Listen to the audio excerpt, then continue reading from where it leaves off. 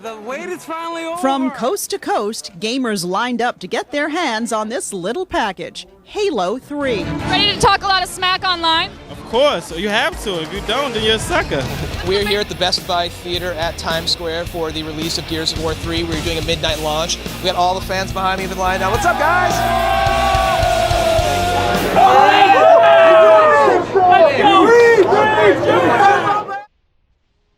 Xbox in recent times has had some pretty interesting developments. On one hand, their gaming revenue is up thanks to things like the Activision merger and Game Pass continuing to be a really good offering. But on the other hand, their hardware sales are trending downward in a pretty bad way. Add on top of this the recent announcement of specific games being ported to the PlayStation and Switch, and it seems like Xbox's long-term play as a console provider could be taking a back seat in favor of just being a game publisher. A path another games company went down back in the day, whose mascot is a cute blue hedgehog. Now, Xbox has come out and said that they are still committed to the console and hardware space. So for us on the outside, we are mostly left just scratching our head as to what the strategy of Xbox truly is. So far, only specific sort of smaller titles and live service titles are making their way onto the other consoles. But who knows what the future could hold now that the floodgates are open. So while the future is up in the air for Xbox, what we do know is what happened in the past. Though we can always argue what caused where we're at today. At one point during the 7th generation, it seemed like Xbox had finally carved out its spot, especially in places like North and South America. But as future generations would come, that spot would seem to get smaller and smaller compared to those of PlayStation and Nintendo, heck, even PC gaming, which has grown a lot more mainstream in recent years. So while we kind of know what happened, with both very dumb blunders on the end of Xbox, but also solid strategy by their competition, one thing that I rarely see talked about is a major mistake that Xbox made, and that is the lack of focus on what I think Xbox did best: online play and social interactions. Something that I would argue that on the console space, they were the market leader, starting all the way back with the original Xbox console and going even stronger into that next generation with the 360. To explain why I think this mistake basically sealed Xbox's fate as a major player years ago, we do have to do a little trip back through time. But before we do, let's look at each console today and what they do best. First, we have PlayStation. The PlayStation ecosystem has a fantastic collection of first-party single-player style games, combined with a now solid online infrastructure for third-party titles, or even the occasional online-focused Sony game, like in the case of Helldivers 2. On the other side, we have Nintendo, who remains the king of family games, and have completely carved out their own niche off the back of their most famous IP for years.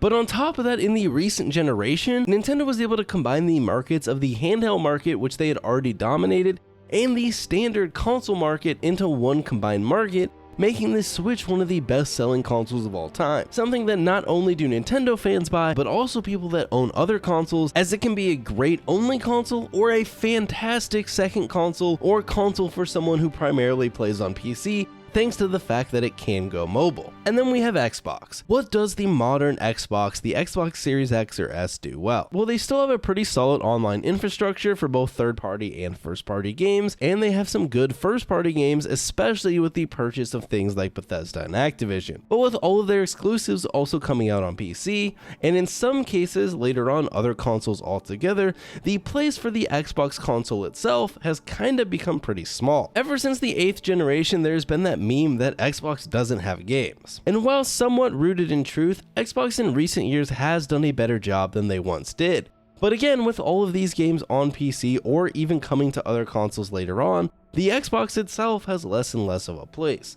That and blow for blow, it's hard to say the Xbox exclusives really match up to those of the likes of PlayStation and Nintendo, though hopefully this year 2024 could maybe start turning that around with the likes of Hellblade 2 and the Indiana Jones game. And now with Activision first party, Call of Duty can add on to the Xbox side. You also have Fallout, which is obviously blowing up recently with the TV show, though unfortunately it's probably going to be a long time before we see another Fallout game, but we do have the Starfield DLC coming out sometime this year, so while Starfield had a little bit of a mixed reception and kind of dwindled off a bit, and maybe it'll start to pick up more fanfare and a little bit more steam over time. So that's kind of where the consoles are at today. But let's back this up though a few console generations to the generation where Xbox had its strongest foothold, and that was the 7th generation. The Wii versus the 360 versus the PS3. Now I do just want to point out that like any person, my view is going to be a little bit skewed here as I grew up in America, and Xbox was much stronger here in America than across the ocean in places like Europe or even Asia. So my personal experiences here are that. My personal experiences growing up as a kid, though I'm sure many of you probably had similar experiences. But that said, what did each of these consoles do well? Well, the Wii, kind of like the Switch, was able to do something unique and because of this be extremely successful. And in the case of the Wii, it was basically a cheat code into the family living room with its revolutionary, at the time, motion controls, allowing games like Wii Sports to be in literally every person's house. But it was also still followed up by a solid collection of amazing first-party titles, like Nintendo always does. This was enough to carry the Wii to an easy first-place finish during that generation, but the Wii did have its weak points, with weird versions of games making their way onto the Wii, and while the Wii did support online play, it was a far shot from the other platforms who did it much better. Now the PS3, well, just like today, the PS3 excelled in single-player games.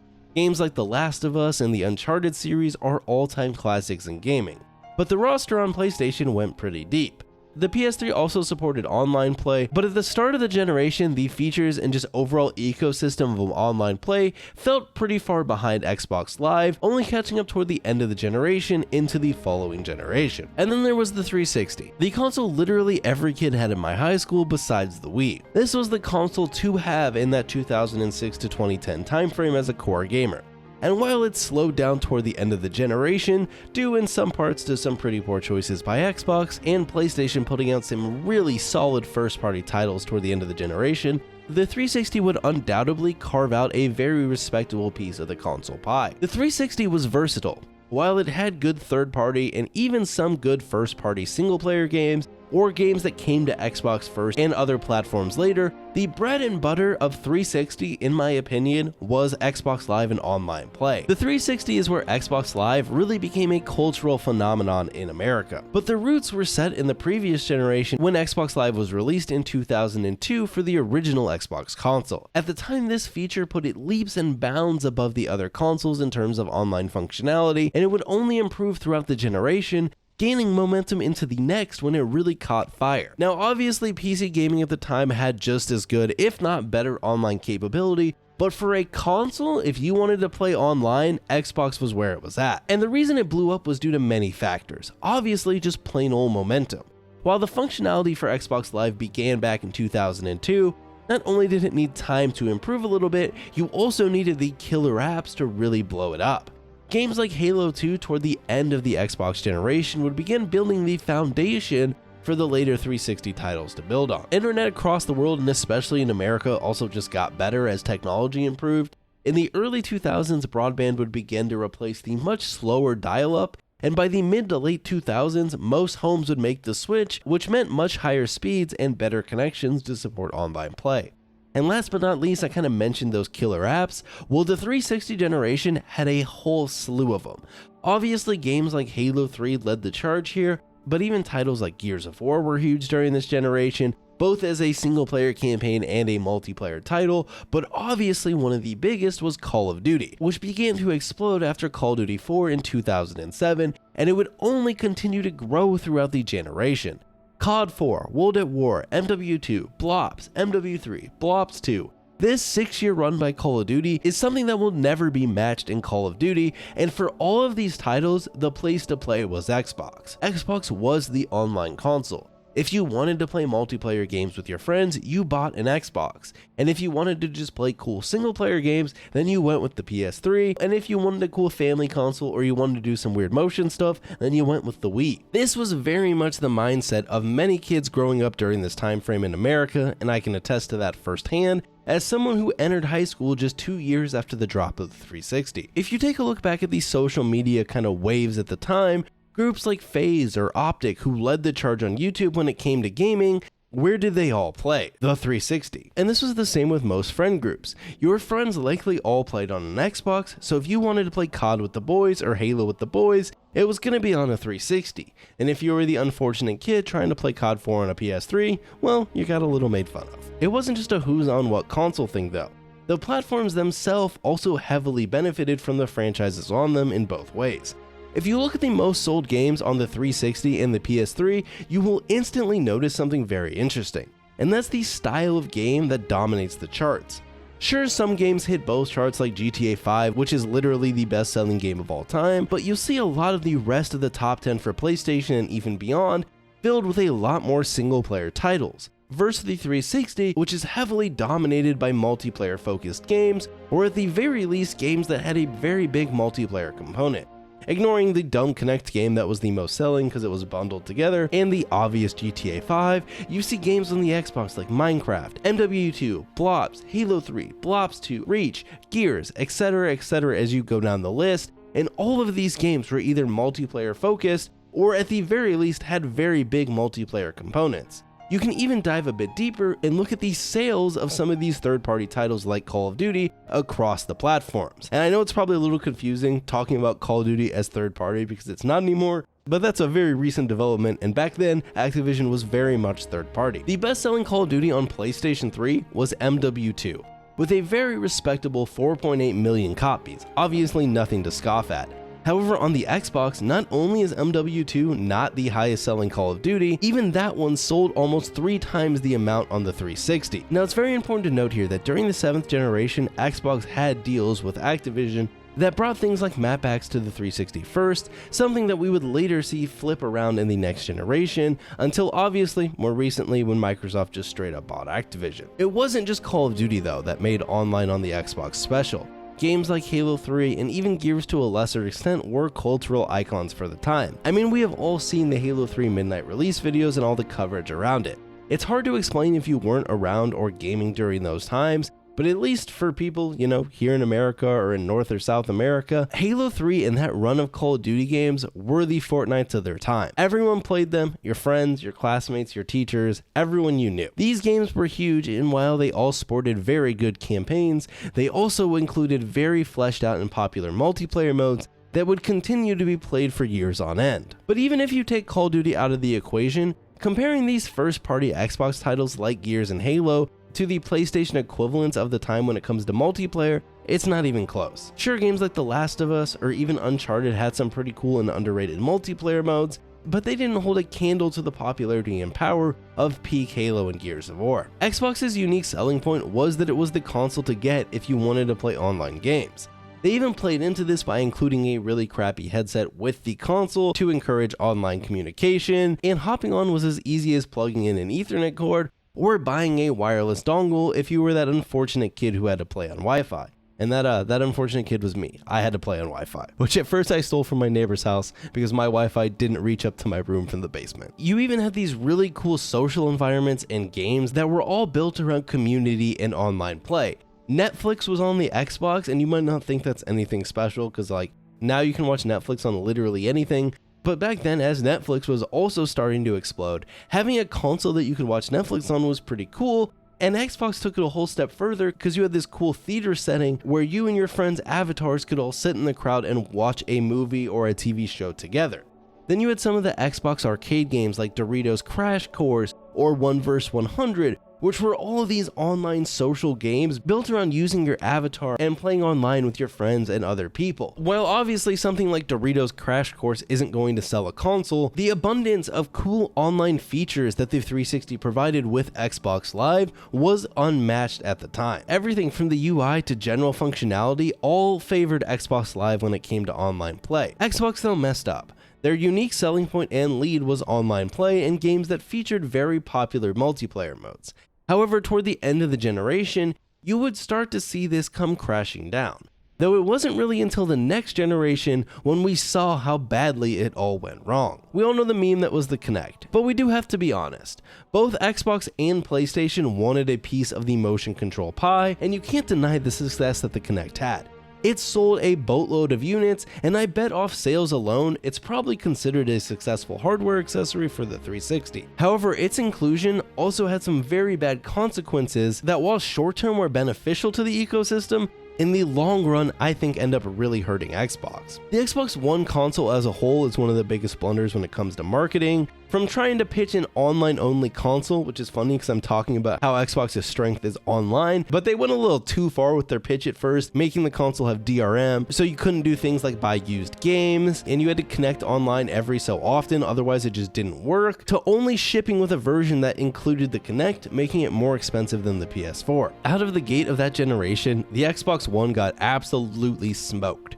But the blunders had already begun prior to those announcements and decisions, and that was still during the 360 generation. To satisfy all the new Kinect owners, which like I mentioned sold a boatload, Xbox tasked many of their game studios to work on Kinect games instead of standard core games. A move which at the time made sense, but looking back makes the glaring Xbox doesn't have game memes even worse. Toward the end of the 7th generation, PlayStation had caught up.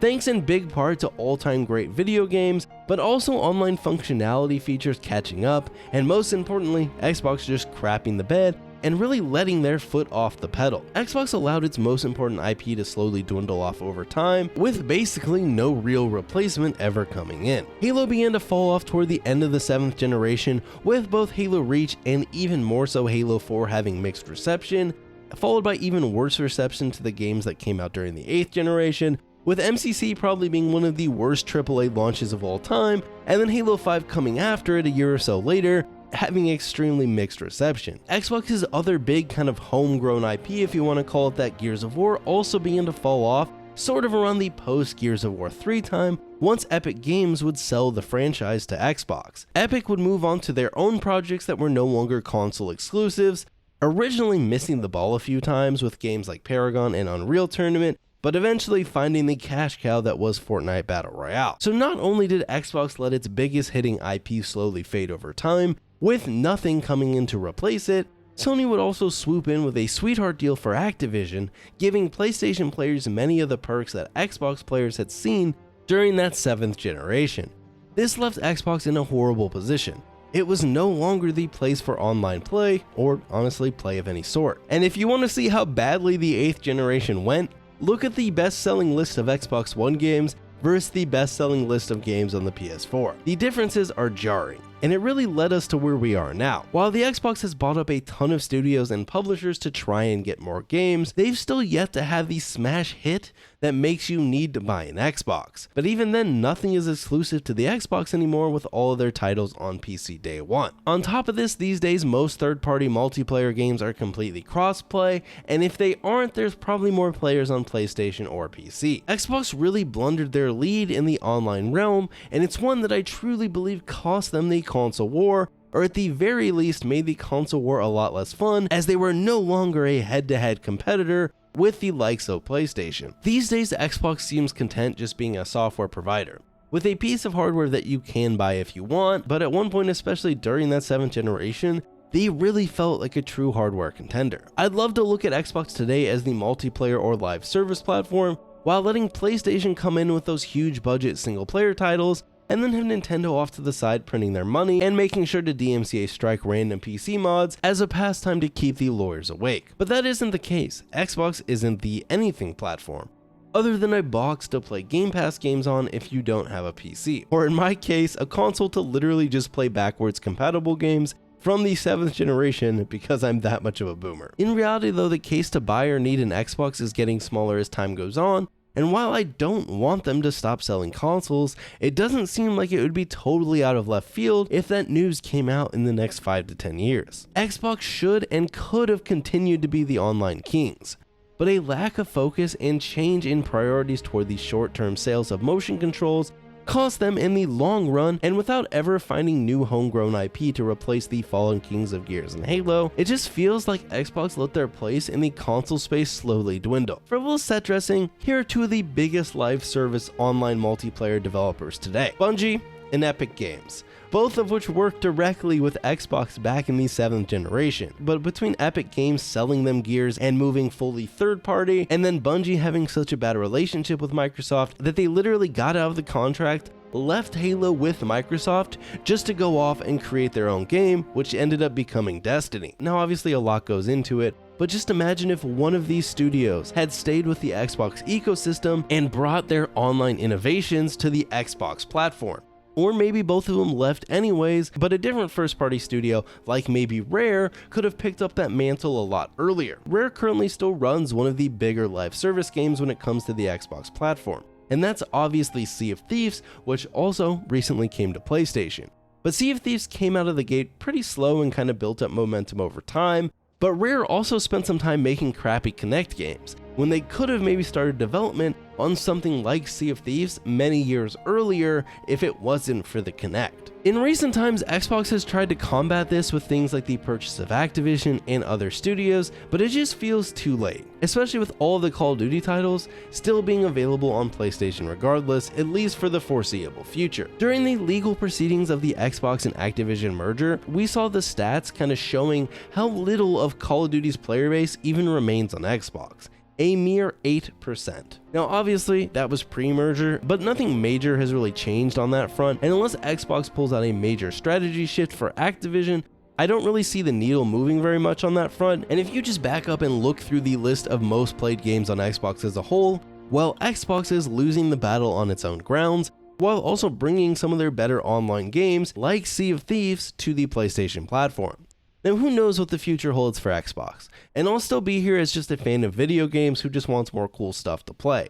But I do wonder what the gaming landscape would have looked like today had Xbox maintained a focus on multiplayer games and functionality instead of whatever they did for like a generation and a half. These days it seems like they're really trying to go head to head with PlayStation with big budget single player titles. Starfield, Redfall, Lamau, the Indiana Jones game, Hellblade, etc. But what if Xbox had diverted on their own and gone down their own path many years ago? The gaming landscape could be totally different and maybe a lot more fresh and unique. Obviously, who knows, that's just my opinion, but that's kind of where I'm at. I think Xbox should have maintained that focus on online games. Maybe that's because I'm biased and I love multiplayer games and I have so much nostalgia for those peak Xbox titles and just Xbox Live as a whole, but I do really think Xbox had a really big lead and they kind of just squandered it all. I just wanted to hop in while I was editing this because some really big Xbox news just dropped, and that was the shutdown of 4 of their studios. These were Arcane Austin, the developers behind Prey and then more recently Redfall,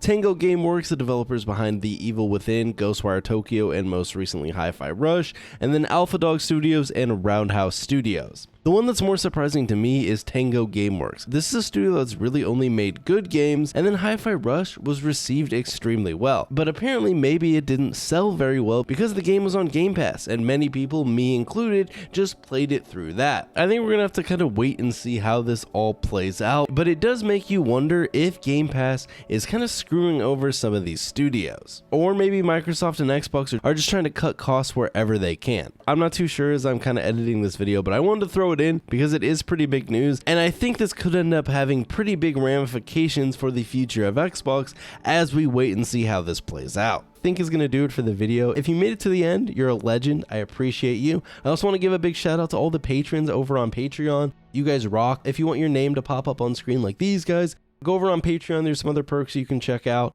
And other than that, I'll see you all in the next video, which is probably Gears of War 2 no cover. Thanks again for watching, and bye-bye.